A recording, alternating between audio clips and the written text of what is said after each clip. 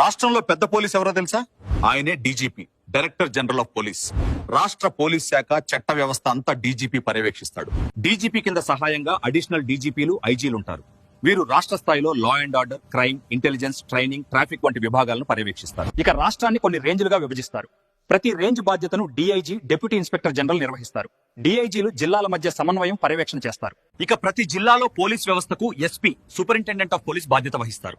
సిటీలో ఇదే బాధ్యతను DCP, deputy commissioner of police నిర్వహిస్తారు. ప్రతి జిల్లాను కొన్ని సబ్ డివిజన్లుగా విభజిస్తారు.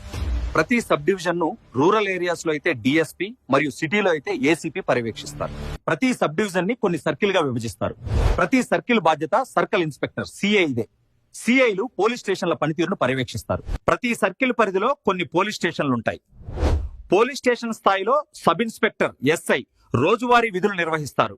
ఎస్ఐకి సహకారంగా హెడ్ కానిస్టేబుల్స్ మరియు కానిస్టేబుల్స్ ప్రజలకు నేరుగా సేవలందిస్తారు. ఇది ప్రజలతో నేరుగా పనిచేసే స్థాయి. పోలీస్ వ్యవస్థ ప్రజల సేవ కోసమే. ప్రజలే ఈ వ్యవస్థకి సుపీరియర్. ఇదే పోలీస్ వ్యవస్థ క్రమబద్ధమైన నిర్మాణం ప్రజల సేవకే అంకితం. Thank you.